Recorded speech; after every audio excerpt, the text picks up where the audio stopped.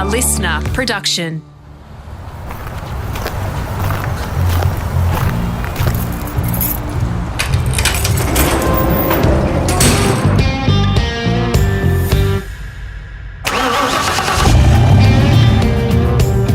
I'm automotive commentator and journalist Greg Rust, and this is Rusty's Garage. For this episode, it's an Aussie in New Zealand talking to a Kiwi who now calls Australia home. We are literally split by the Tasman.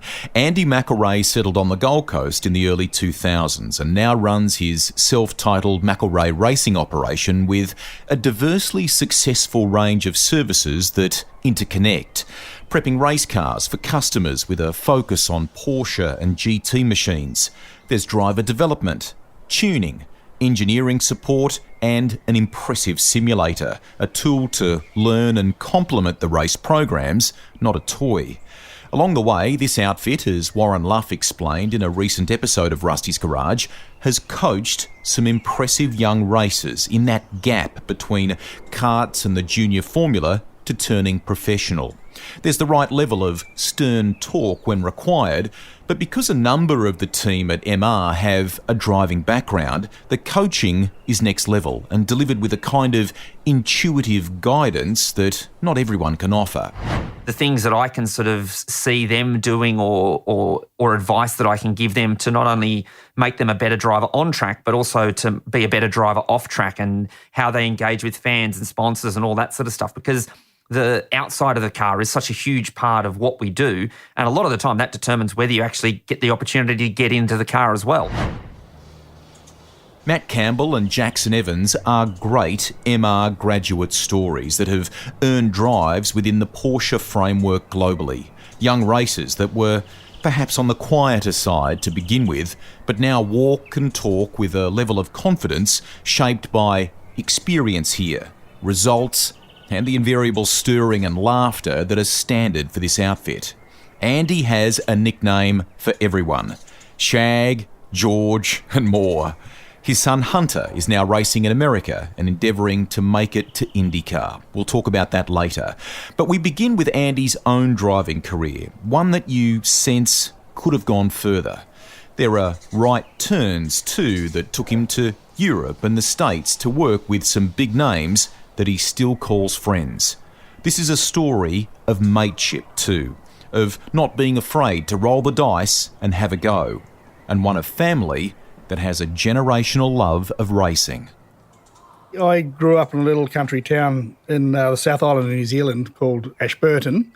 It's become somewhat infamous since a handful of us lads that have left the town and come over here and relocated and tried to live our dreams in Australia. But yeah, we myself, Tim Miles, Johnny Evans, Jackson's dad, and Paul Cruikshank, and a couple of our other buds, we all grew up together.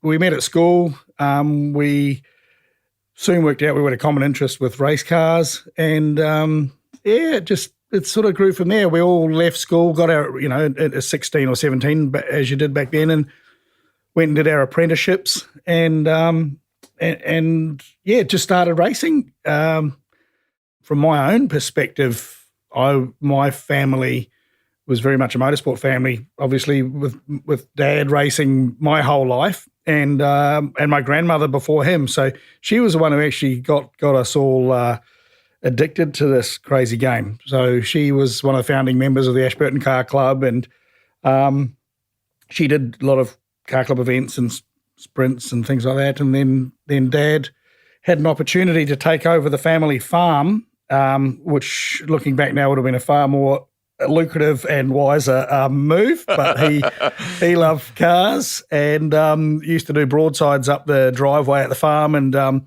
when my Uncle Tommy, Dad's younger brother, was smart enough to be mustering horses in the mountains with his grandfather rather, and so Tommy ended up taking over the farm, which was the right thing, and Dad he went off and did his own thing around cars. So that's it. When you hear people talking about it's in the blood, well, in our case, it's definitely in the blood, no doubt about that.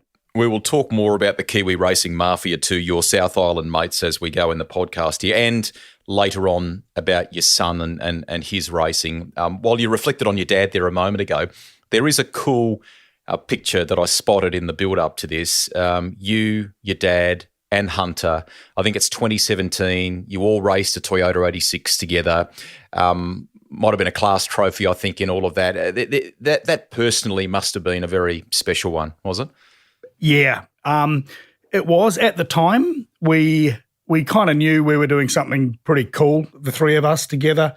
And it was one of those little windows of time where Dad was young enough and healthy enough to do a mini endurance race, and Hunter was old enough and was starting to get himself organised in Formula Ford racing. So Dad was young enough, Hunter was old enough, and I was just in the middle. So that was a pretty amazing thing. And as the years go by, it becomes, as you reflect a little bit more, it becomes more obvious how special it really was. And probably one of the coolest things about it is Hunter had got his first GoPro at the time. So he fancied himself as a bit of a producer, as they all do, and so he did a little. It was probably a 30-minute video of that whole weekend, and obviously in another 10 or 15 years' time, it's going to be real special because the bond that Hunter has with my dad is really special because they're obviously again the similarity and the connection that we all got through racing. Those two guys they're actually like brothers. When they get together, they share one brain, and they're just taking the piss and having fun, and they clearly love each other's company, which is pretty neat. Terrific. What was your first racing experience, mate? And give us a sense of the feeling that it left you with. I believe it was around like an Austin A30, and it might have been autocrosses and things like that. What was the first experience? My first sort of competitive experience was exactly that. I had an Austin A30 that jumped out of fourth gear, and I used to have to sling my leg over the gear stick to hold it in gear. I was a mechanic, but it was clearly not a very good one because I couldn't even fix my own A30 Austin gearbox. But one of the advantages of growing up in a little town like that was we had lots of shingle sprints and farm autocrosses on farms, and then we would go up to Christchurch or down to Timaru and do a track day, a sprint event. So those were my sort of early days behind the wheel. But even before that, Dad had bought a homemade single-seater which had someone might hear this and correct me, but I'm pretty sure it had a Norton 750 engine in it. And it was kind of, looked like a Cooper or one of those cars from the 50s or 60s. And I would have been 9 or 10, and Dad thought it'd be cool to get me started on my racing career despite having not ever sat in a go-kart. So I got the chance to drive it around the track at Ruapuna in Christchurch at lunchtime. And one of the last bits of advice Dad gave me before I hopped in this thing was, if it's on fire, hop out. But he wasn't much more specific than that. So this thing was pretty. The car apparently had a reputation for every time it was driven by whoever owned it at the time, something would fall off it. And this day was no exception. So I was 8 or 9 years old, driving down the front straight at Timaru with my mum and my grandparents and half of the Ashburton Car Club standing on the fence watching me puddle around at about 40 mile an hour. And going down the front straight on about the third or fourth lap, I wasn't a particularly confident driver at that age, but I lifted off the throttle in front of everyone, and the thing backfired and blew the primary pipe off the exhaust, which was pointing towards the cockpit. So a bloody shot of flame flew into the cockpit beside me, and I'm like, I remember my guidance here. If it's on fire, hop out. So cruising along at somewhere between 40 and 50 mile an hour, I stood up on the seat and jumped out of the car in front of my grandparents and my mother, and Dad was in deep shit for that for a long time. But that was my first experience on track, which was quite surreal because I'd dreamed about it my whole life, and then actually being out there was cool. And then doing something as famous as jumping out of it while I was driving along was probably helped set the scene for the rest of my racing career. Hey, you're a good talker. That's obvious, mate. Did you get in trouble at school with that, or could you talk your way out of it? This is even my kids don't believe this, but when I was their age, I was quite respectful, quite polite. Wasn't much of a certainly wasn't a salesman of any kind, and I think it was actually the confidence of leaving. I hated school. I just was not good at it, and it didn't like me. And so getting out of there and becoming an apprentice mechanic was probably the beginning of me building some confidence, and then getting to do some of these car club events and finding out that my lifelong ambition of being able to be a half reasonable driver seemed to be a possibility. That I just started getting confidence then, and then you add the special ingredient called alcohol, and you never look back. Mate, you and your buddies that you mentioned before that you were knocking about with. I love stories like this about close schoolmates that then continue to cross paths in later life, personally and professionally. Tim Miles, who's just sold supercars for a second time, always good to admire somebody who sells something twice. He was initially keen on your sister, mate, or something. Is that right? Yeah. No, that's very true. We were 4 or 5 or 6 years old, and Tim and I. So Dad was driving in one of those car club events. Tim's dad, Alan, was also one of the founding members of the Ashburton Car Club with my grandmother. And Alan was after he stopped competing, he became one of the stewards for Motorsport New Zealand, or MANS it was known at the time. So Alan was officiating, Dad was driving, and us kids were just playing in the gravel with our Matchbox toys and making out little tracks and doing what kids do at that age. But Tim, who's always had an eye for a pretty girl, thought that my sister was pretty okay.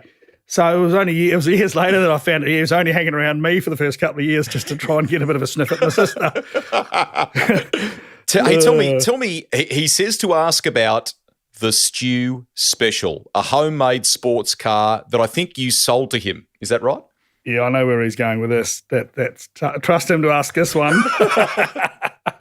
So yeah, it was a homemade sports car that had been built by the guy who ran the local vehicle testing station in Ashburton, an old legend called Stuart Grazier, and he made this Hillman Avenger powered 2-seater sports car, which kind of was a little bit like a cross between a Lotus 7 and like a U2 sports car. So it was a really cool little thing, and that was sort of the third car that I owned, and it was a really neat little car, road car and track car. So we had little guards that we bolted on it to drive it on the street, and then when we went to the track, we unbolted the guards off the wheels, and then they were exposed, and then we put some slicks and some steel wheels on it, and raced in these car club events, and it was fantastic. Then I ended up actually winning my first championship, was the South Island Sports Car Championship in that car against some proper race cars at the time, which was kind of fun. But after I was ready to go up to Formula Ford when I was about 17, Tim was showing signs of wanting to go, follow my footsteps, only a year behind me, and take over the sports car that I ran. So we did it. It was a little bit against his dad Alan's wishes. I think Alan was a far more sensible parent than my dad was, and he was hesitant about Tim buying the sports car, but Tim was adamant, and so he bought it. So the first day that Tim drove it, we went down and did a private test at our home track in Timaru, and Tim drove around all day and did a really good job. And at the end of the day, my mechanic, his name is Malcolm Lovett, and he's a successful dealership owner in Ashburton still today. And Malcolm, we called him Moose. And so I asked if I could take Moose for a couple of laps in the Stew Special at Timaru, and there was this really cool corner, fast sweeping corner coming onto the front straight with a bump in the middle of it. And I used to be able to do a pretty decent sort of a slide through there and impress anyone who might have been watching. And this particular day, I didn't really account. I did a couple of laps with Moose in the passenger seat, and then didn't account for the extra weight, and lost it. Hit the bump, lost it, fired into the bank right in front of the pits, in front of Tim and his dad and the assembled gathering, and poor old Moose started breaking these fence posts with his head as we sort of fired along the guardrail, and I tore the front off Tim's brand new race car, which was very embarrassing. It was one of the Tim's dad had a pretty serious word with my dad about my attitude and lack of respect and various other things of that nature. So, and he wasn't wrong at all. And it was one of those lessons I learned. And then Tim and I just, after work each night, we'd go back to our workshop and over the next couple of months, we repaired it and got it back to how it was. And then Tim carried on. But yeah, I crashed his car. That's what he's getting at. Can we go back here, mate, just to something you brought up a little moment ago, and that is you kind of quit school with about maybe 2 years to go, I think you were alluding to there. You had badgered a member of the car club about a job, hadn't you? And this is something that young people could probably learn from now, about that persistence, about always knocking on the door and trying to – you knew you needed that mechanical skill set, didn't you? Yeah, we had a guy in our car club who was a really – really good dude. His name's Murray Cairns, and Murray was the foreman at the workshop right over the road from the primary school that I went to. So when I used to watch the cars getting worked on when I was a little kid in the playground, and then Murray was one of the sort of leading members of the Ashburton Car Club at the time, and so I just decided when I was sort of 15 or 16 that I wanted to be a mechanic because I knew I needed to be one to work on my cars. And I wanted to work for Murray because he was a cool guy. And so I went and hassled him. The owner of the business is also the brother of my godfather. So there's a slight connection. I may have had a little bit of an advantage, but I went and asked for a job, and they told me, no, that we don't have a job for an apprentice. We've got one now. Come back in 3 months. And so every 2 months I would go back and ask it and get dressed and brush my hair and go and ask if there was a job yet. And it was made clear by mum and dad I wasn't leaving school until I had a job. And so I just kept badgering them every couple of months until they finally said, hey, we will have a job coming up shortly. And so I got to leave school and go and start my apprenticeship, which was the beginning of a new direction in my life, which got the rest of this show going. Even now, mate, you have an affinity with Formula Ford. You still race them, in historic races in New Zealand and things like that when the world is open. Am I right in saying that the first one you ever raced, which may have been a 75 car, I think, has a significant bit of Kiwi racing history too, doesn't it? The significant history that I know about it is that when I did my first crack at the National Formula Ford Championship, I got last in every race. So if that's significant, the poor thing. But that was it was a great car, a really good car to learn in, really predictable. And then I went after that year. Obviously, I must have shown enough of a glimmer of hope for Dad to help me buy the Reynard 84 Reynard that had just won the championships. All of a sudden, I was in a contemporary car in was only a couple of years old, and was able to do the national championship, which was neat. But that car had just won the championship with John Crawford, so it probably had a bit more significance than the 75 Van Diemen. You got third in the 86 Formula Ford Championship, didn't you? And it was at a point in your career, mate, where every once in a while there were little speed humps for every race driver. You would eventually go off to England after that third place in the championship. And tell us about that little chapter and Craig Coleman, Dick Bennett's. I mean, it was the beginning of a couple of overseas adventures for you, wasn't it? Yeah, absolutely. And again, we looking back, we were so naive. It wasn't funny, but I thought that I wanted to be a Formula One driver, and I did. But the reality of what needed to be around you commercially and everything else to make that a reality, it was just absolute blind faith that you have. So I went off after doing that, the 86 Formula Ford Championship, completing that and getting third, headed off to the UK.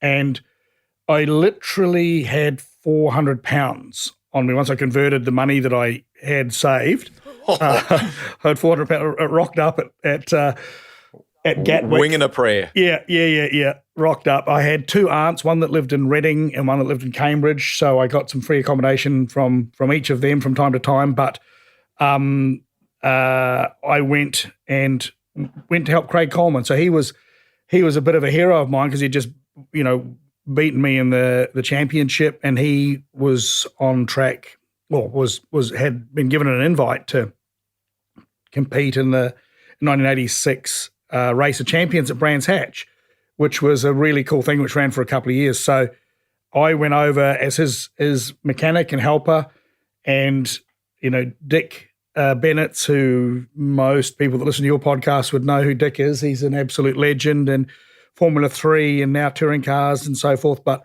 running Senna and Maurizio Gugelmin and co, he needs no introduction. But Dick was a South Island boy like us, and he was very, very welcoming. He let me stay in his house for the first week or so, and I never forget crazy little things. He was playing Simply Red because apparently Ayrton liked Simply Red, and so he liked it. And wow, and it's sort of been one of my favourite groups ever since. And I think it's probably more that influence than the fact that old Mick Hucknall was a decent singer.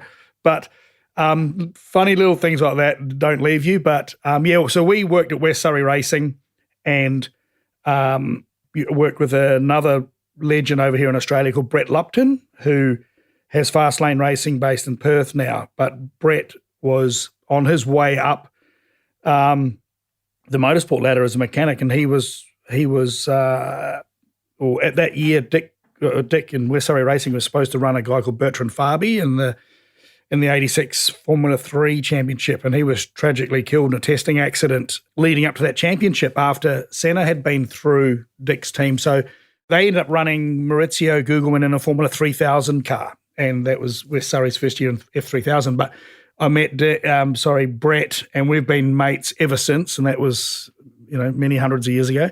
And then Brett went on to stick with Maurizio and go to F1 with Leighton House and things like that. So it was just a fantastic year rocking up at Brands Hatch and seeing Senna come around the last corner on the front straight in the JPS Lotus. That stuff you just makes the hairs on the back of your neck stand up, and stuff you just never forget. So there were lots of moments. It's probably where I learned to misbehave a little bit too, because we got up to a bit of trouble over there, but probably not too much that can be said here. Did you or Craig, one of you, spin a bit of a funny story? You almost suggested that the South Island was its own separate country, and then the next thing you're representing New Zealand in the International Race of Champions. Is this right? Yeah, mate. Yeah. This is hilarious. So my uncle was a wheeler dealer.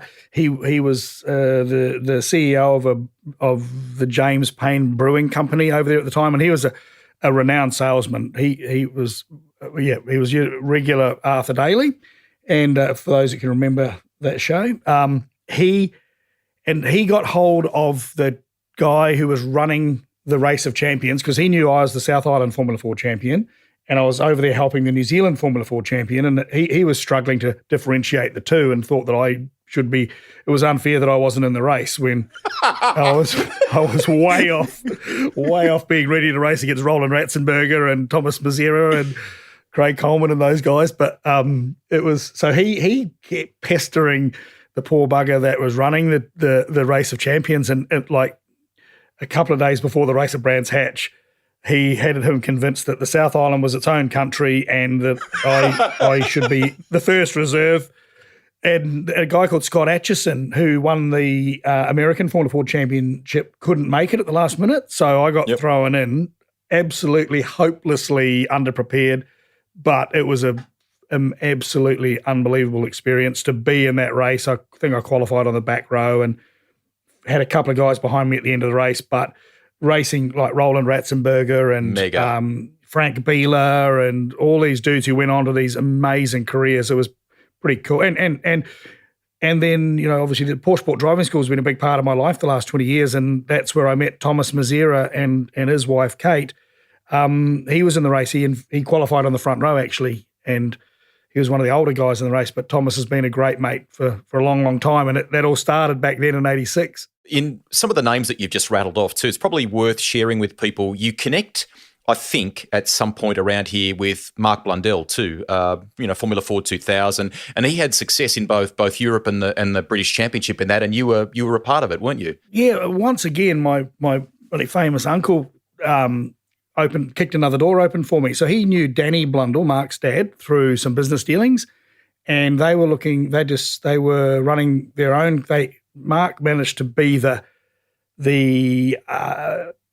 works Reynard driver for Formula Ford 2000 for that year, and they were running it with their own little family team called Fleet Ray Racing, and they needed a number 2 mechanic. So my uncle again rang at the right time, and I got a job there as a number 2 on the works Reynard for the 86 British Formula Ford 2000 Championship and the European. So we did both championships that year, and that was just an absolute eye-opener. So Mark, who clearly went on to a very, very illustrious career in Formula One, he probably drove for the greatest teams in Formula One at their worst times. So he drove at Ligier and McLaren and Williams, and but always with her in a slump, unfortunately. But he then went on to IndyCar career and so forth. But Mark is still a mate. And what was funny was that year, so he had a mate called Steve Robertson, and Steve is now is actually Kimi Raikkonen's manager these days. So manager. Yeah. So Robbo and Mark Blundell were really good mates, and their dads were mates. They were mates, and Steve was about a year behind. He was doing Formula Ford 1600 when Mark was doing Formula Ford 2000. So I called everyone Shag. Coming from New Zealand, calling everyone Shag was pretty normal. And so we were at dinner one night with Steve Robbo's dad, Dave Robertson, who died a few years ago, but him and Danny Blundell were both renowned, I say wheeler dealers, but they dealt in big deals, millions and millions of pounds, and both very, very successful and pretty aggressive guys. But really, really, they were extremely generous and kind to me. And we were at dinner one night, and I called Mark Shag, and old Dave almost spat his dinner out. Couldn't believe what he'd heard, and he goes, "He doesn't know what that means, does he?" So on the racing side, the Mark Blundell and Bertrand Gachot, who everyone knows went on to get arrested and give Michael Schumacher his break, but Blundell and Gachot hated each other, and if they weren't, to say they're trying to kill each other, maybe an overstatement, but not much.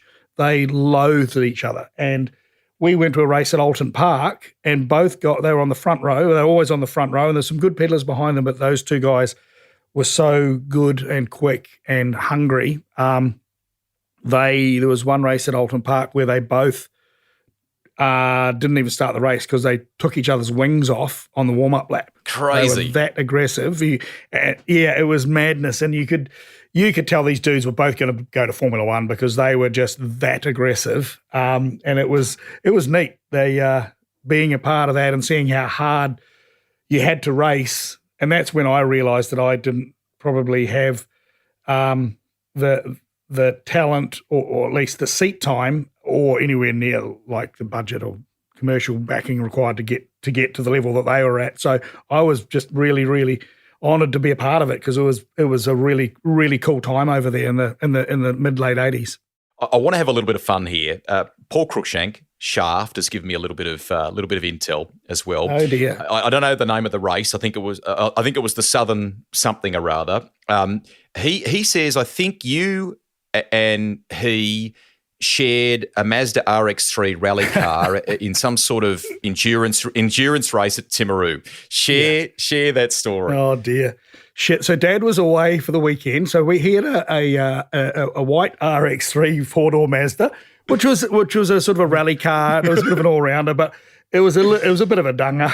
But you know, it was I think it had a 12A engine. It had a fair bit of grunt, and it had treaded tyres and things on it. So Dad was away. So we thought it'd be a ripping idea on the Thursday night, probably having a couple of beers after work, we thought it'd be a good idea to go down and run in the Southern 200 at Timaru. So Tim Miles and Johnny Evans, they agreed to be the crew, and a couple of Mark Leonard and a couple of our other buddies from Timaru, we drafted them in. So we whistled down there on the Saturday morning and signed the entry forms. And so Shaft and I were driving the Mazda. I think we called it the Lizard because it was just a bit of a lizard. This thing wasn't real nice. But so we did a bit of practice on Saturday and, borrowed some fuel tunes because you had to do a fuel stop and things like that. So that was all cool. Then we finished the on-track stuff, went back to the Temuka camping ground, and Josie Spillane, who runs Highlands in Cromwell for Quinny. Yeah. So she had me on a couple of years ago. Her dad was the manager of the Temuka camping ground at the time. So anyway, we were on this particular occasion, we got a bit hammered, and we got back to the camping ground, unfolded the awning off the side of my Fiat van, which my Formula Ford used to go into. We rolled our sleeping bags out. So we're all set with A-grade accommodation for the night. Then we were probably had probably a dozen DB draft or DB Export, I think we drank at the time. Probably had a dozen of those each, and then remember we hadn't done any pit stop practice. So it's about 10 o'clock at night and a nice still evening in the Temuka camping ground. So we fired up the Mazda with a straight pipe, and all the lights in the caravans and the tents all came on. So we proceeded to, we had to be realistic. So Paul and I, we were taking turns at sort of, like they do in the pit lane at the V8 supercar races now. They push the car forward, but we were a bit too drunk to do that. So we drove it and then, drove it forward 2 meters, stopped, and Tim and Johnny would run around and try and change a wheel and tip a bit of fuel in it, and then we'd rev the shit out of it and then do a skid on the grass and leave, and then we'd time it. And that was, we had no idea how obnoxious we were behaving. And we did a couple more practice stops, and then after about the third one, we heard a knock on a window. And then there was an old boy in a caravan across from where we had our little pit set up, and he knocked on the door. He's holding up a stopwatch. He gives us a thumbs up, and he nods his head and goes, "Yeah, that was a good one. That'll do."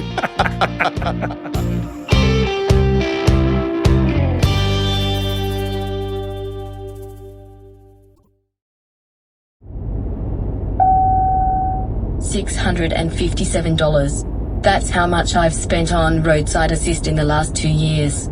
All this time I could have just hired Andy and his mates. Only thing is you have to be within walking distance of Temuka camping ground. The Kiwi summer racing experience is kind of tradition. It's the thing. You came back, I think, in '88. You drove a Formula Atlantic car. I think Paul Cruikshank says that car was a distant fourth in a 4-car team. Is that true? Yeah, it was. And this all coincided when Dad was having some financial difficulties with what he was spending with his racing, and then his business could probably sustain his racing, but it couldn't sustain both of us. And so after my Formula Ford year in the Reynard in '86, that was I was pretty much oblivious to it at the time, but now it's it became obvious that things weren't good. So Dad obviously thought that I was going well enough to deserve a run in a Formula Atlantic car over the summer series. And, that's iconic. We grew up watching Davy Jones and Ross Cheever and all these really, really cool drivers come from overseas to race Formula Atlantic against, initially Kenny Smith and Radicic, and then obviously Beardo stepped up and did a phenomenal job. So we thought very, very naively that, before we understood the concept that you get what you pay for, we paid I think it was 30 grand for the season, and it should have been, 90 or 100 grand at the time. And we got a car. The first round was at Manfield, and the car had been sitting in a warehouse in Malaysia for the last 5 years, and it arrived in the country. So we're at Manfield in Palmerston North racing. The car arrived in a container in Auckland on the Friday night. So we'd missed the first day of practice. And this is, obviously the first round of a championship, which is an important championship. So we did no preseason testing, missed the practice on the Friday. Then one of Dad's mates, Alan Hours, he drove up to Auckland overnight, met a guy in the desert road halfway, picked it up, swapped over, picked up and brought it down to Manfield. And then we had a look over it, and the calipers were all seized, the master cylinders were seized, It was covered in rust and corrosion, and it was just a horrible piece of gear. But we were supposed to have a mechanic, but that didn't eventuate. So we kind of, Dad, myself, Paul, and some helpers, we sort of just got stuck in, tried to clean it up and get it going as best we could. And we ended up actually, because we were keen and naive, all the other guys, particularly Kenny Smith, was very generous, helping us out with some parts that we needed just to make the thing mobile, let alone race worthy. But that was the first round. Then we went to the next round and got it got a coat of paint and some signage, so it looked really cool and shiny wheels. But it was a dunger, unfortunately. And we finished a couple of races, and I guess for me the highlight of that year was at Wigram, which was the really, really cool circuit on the airbase in Christchurch. Is for some reason, even though I had to use about 1,000 RPMs less than the other guys because the engine, no one knew sort of what state the engine was in, I ended up having a really, really good race with David Brabham, who was in a much newer car and raced Kenny and was quite competitive for most of the race, and then it broke an exhaust header and we had to pull out. But for me, it was my first time being able to race wheel to wheel with guys like David Brabham, who was already quite established, and Kenny, who's obviously a Kiwi legend. So that was neat. But it was also frustrating in that now you've now had a taste of this stuff and you can't do it again. So that was a bit tough. But it was a really cool experience to drive that car back then. Somewhere here, America beckons for the first time, I think. How and what, and it involved sort of Super V, I think, didn't it? Just explain that part of your chapter. Yeah, so I was quite restless. I'd done that 1988 championship in the Atlantic car and just thought there's got to be more to life. So I'd when I came back from the UK in the end of 86, I started selling cars in Christchurch, moving from Ashburton to Christchurch, selling cars, and was just a little bit frustrated that not a little bit, a big bit frustrated with how I was watching the careers of Beardo and Paul Radisich and those guys starting to skyrocket, and I'm selling cars in Christchurch. And so I thought, I got to do something about this. So I hopped on a plane and went to America, and a wonderful bloke by the name of Murray McLaren is also an Ashburton dude and went to school with my uncle Tommy. And he worked for Dave McMillan in the US with his Atlantic cars and Super Vs and things. And so I went one-way ticket to LA, met with Murray, and he was working at Swift. So remember those beautiful DB9 Swift Atlantic cars? So he was working at the factory at San Clemente, I think it was, somewhere in south of LA. So I went to work with him and then got a job just doing little jobs like riveting the riv nuts on the front of the tub to put the windscreens on, and just helping out, not getting paid, but helping out and just being blown away that here I was at the Swift factory where all these cool cars were coming out of and all these famous drivers were winning races with them all over the world, and here I was bolting some of them together. So that was pretty cool. So a week or so later, the Long Beach IndyCar race came to town, and Super V at the time was kind of like what the Road to Indy is now, supporting the IndyCar Championship. Super V were running at Long Beach, so I just did the old usual wander along each team and ask if they had a job, if they needed any helpers. And then there was a guy called Peter Jacob who ran a team called Barchi Racing, which was based in Chicago. I didn't know it was based in Chicago at the time. I assumed it was based in California. But so I asked if they had a job. He goes, yeah, actually we do. So I started helping out, and the following race was in Dallas in a car park of a casino or something, I think, and we hopped in the big Chevy dually with the 44-foot trailer on the back with the race car, and we hit the road. And obviously, you don't have phones and GPS, you don't have a clue where you are, and whenever a song from Tracy Chapman's album, that Fast Car song that she had back then, whenever a song from that album comes on the radio, I always yell out to the boys in the workshop, "What year is this?" Because we listened to Tracy Chapman every bloody day for about 6 months. So I do recall that it was 1988 very well. But so we drove for a couple of days, and then we raced in Dallas, and Paul Radisich was running for another team, and I think he won the race. And so it was kind of cool to see a familiar face and someone who I really admired there. And then we I think we got second actually with EJ Lindsay, and then we packed up and we hopped in the truck again, and we're driving for another couple of days. I'm like, oh, shouldn't we be back in LA by now? And Pete said, why would we do that? And I said, isn't that where we're based? And he goes, no, we're based in Chicago. I'm like, oh, okay, cool. Probably should ask that question. So anyway, I lived in a little suburb called Vernon Hills, just outside of Chicago, for the year in '88, and that was really cool. That was a fun year. Little geography lesson. That's terrific, mate. And those contacts that you forged in that period, Andy, still kind of, and again when you went back later, but they serve you well to this day, don't they? Yeah. So it was. I had no idea how getting drunk and making a fool of yourself with all your mates could be so memorable, because I've got a lot of guys. We went back when we went back for Hunter's first race over there at the beginning of 2019. We were in the lobby of the hotel having breakfast, in Florida, about to go to St. Petersburg, and a dude came up to me and went, "Andy, is that you?" And I'm like, "Yeah." And he goes, "Oh man, how long's it been?" And I'm like, "I don't know." I got no idea.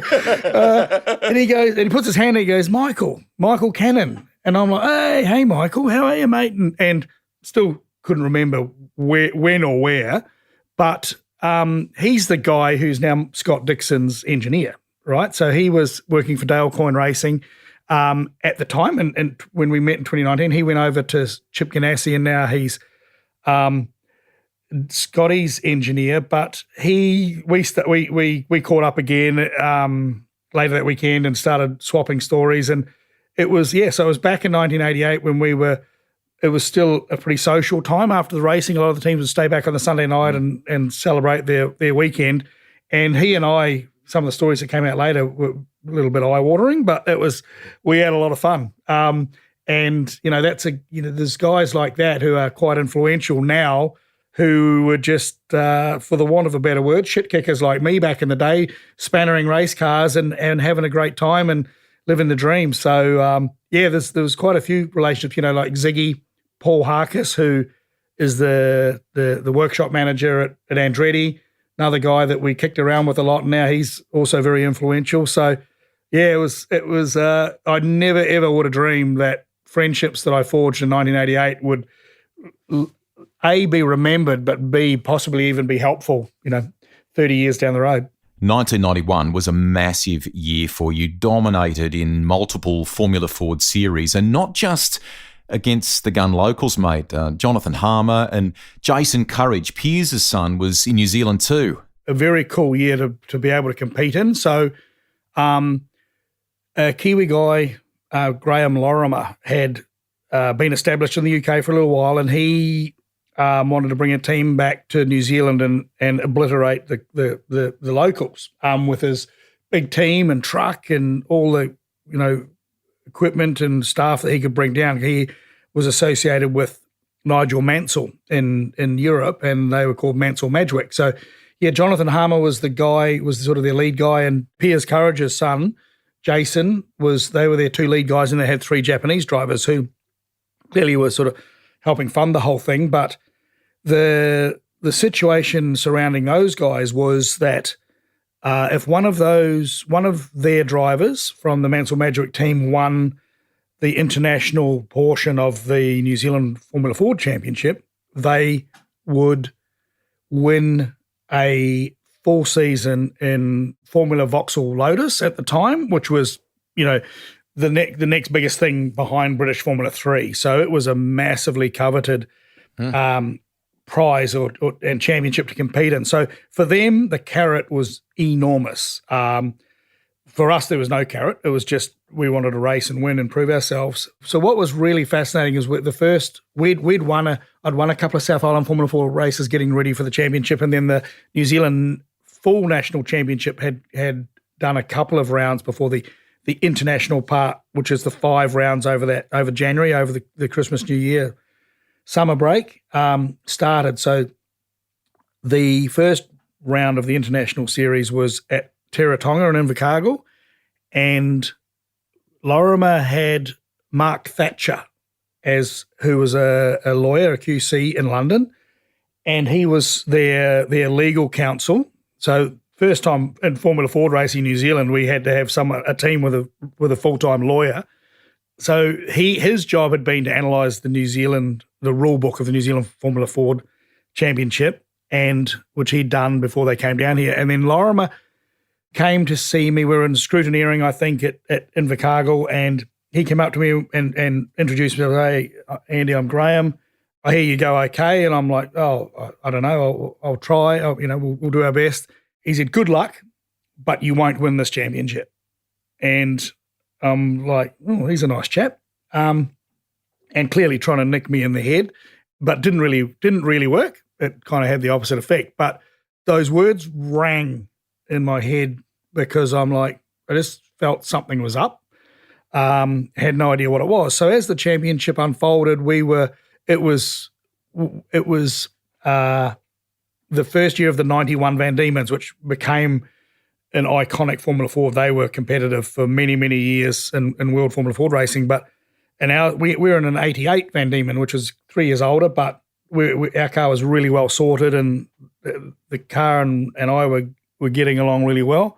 So we were pretty quick at the beginning of the year. Then when we got to Bay Park, which was a pretty scruffy but really cool track in Mount Maunganui near Tauranga in North Island, and on the Sunday after the race, the top 4 or 5 cars, so it was myself, Mark Pedersen, Gary Croft, the other, they were the 2 main contenders, and I think Chris Abbott. Our 4 cars were impounded, and we're like, oh, this is odd.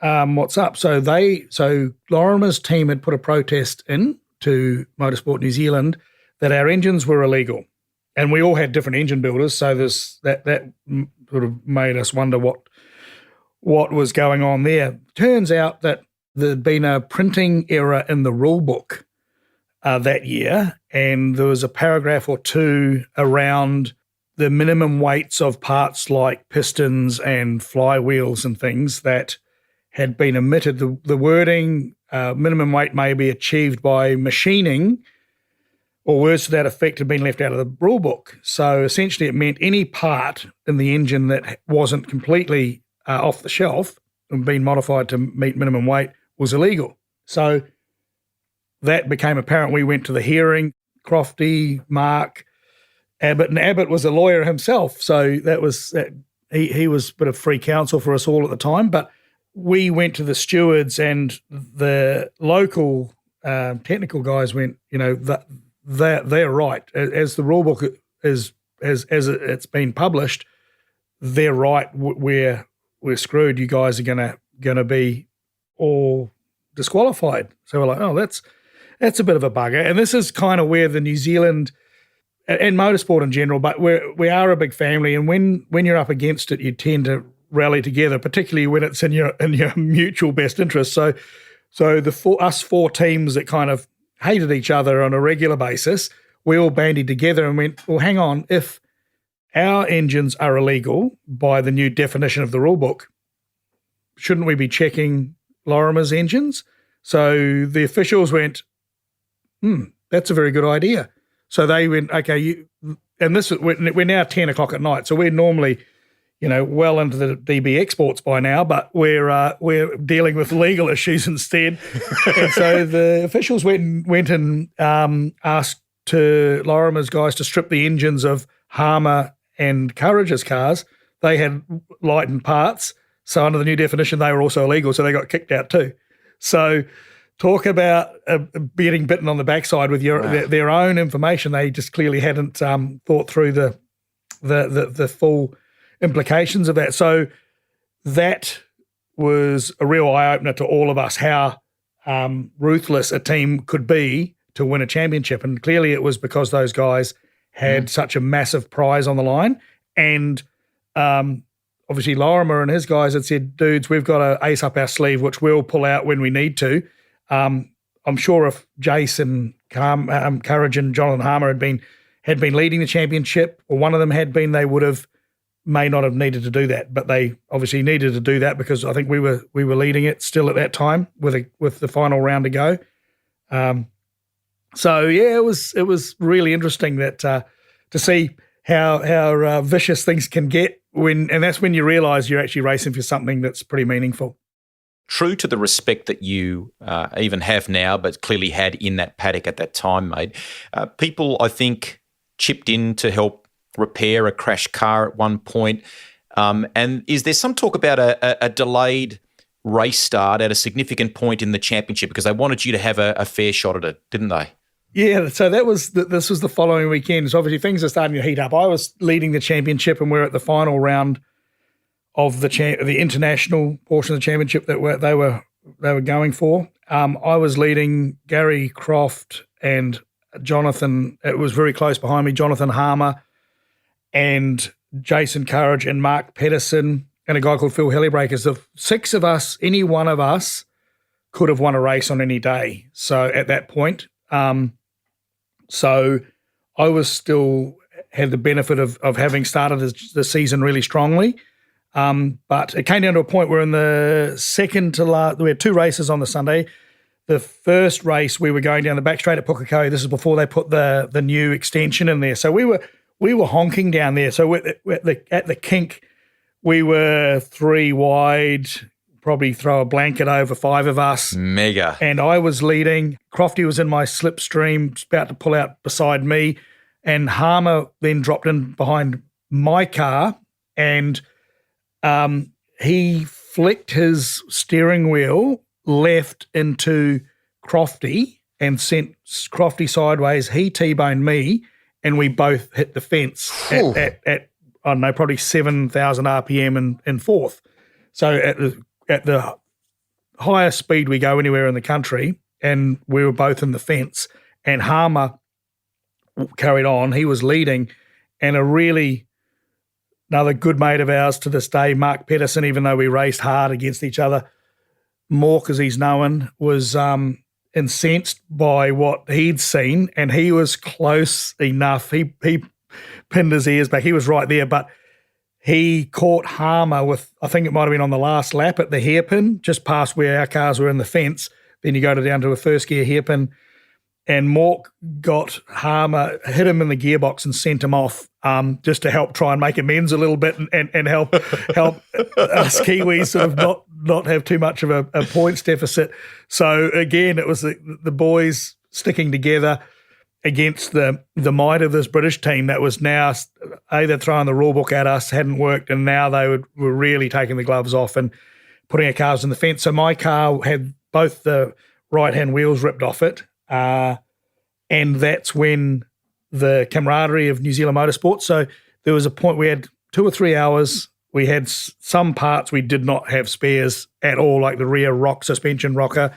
So John Crawford, who's a very good engineer, was welding pieces of angle iron to the rear rocker to give it some because it had been bent, so it was bashed into shape and then braced with some angle iron. And we had whatever parts we could get from some of that. I think we had the only 88 car in the championship. There was an 89 car there.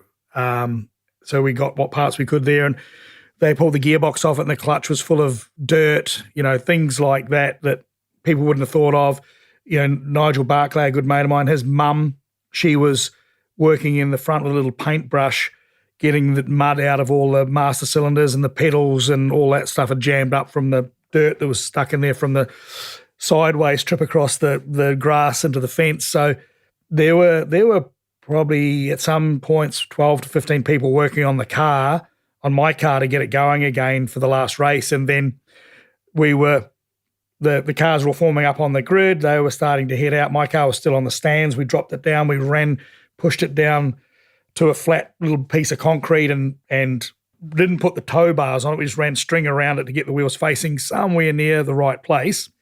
And then the officials found some imaginary debris on the track down the back straight or something, because they could see that we needed about 5 minutes.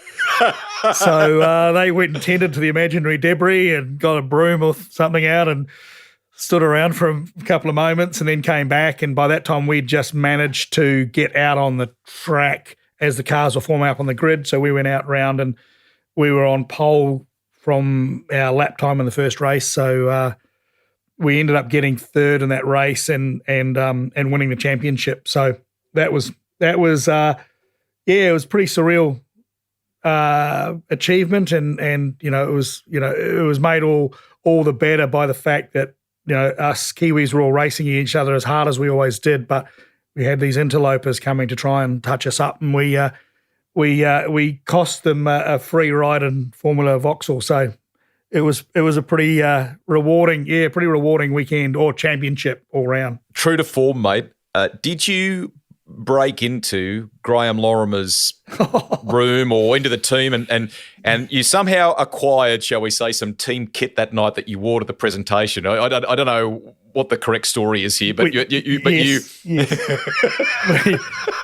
So there's poor old Graham. He obviously upset me more than I realised, because we managed what a motivation though, mate. Ironically, it clearly spurred you on, mate. Did it? Yeah, well, I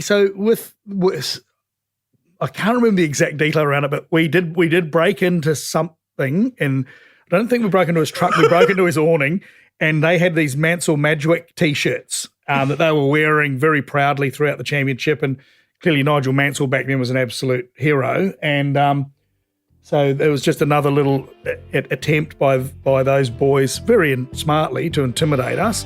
So what we thought would be even better if we snuck in, stole some of these T-shirts, and then got drunk wearing their T-shirts with our wreath and our cup and trophy and all that stuff. So there's a cool photo of Johnny Evans, Crookshank, and myself wearing our Mansell Madgwick T-shirts that weren't really given to us. We had to go and get them ourselves.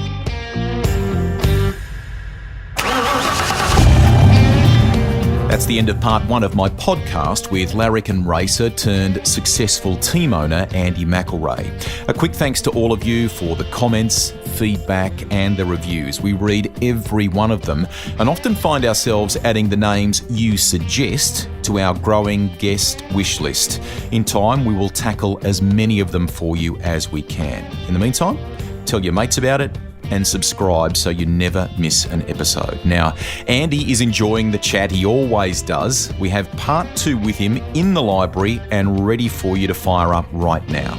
From success in Trans Am to losing a mate at the mountain, plus the young stars who graduated from MR and his son's own bright future.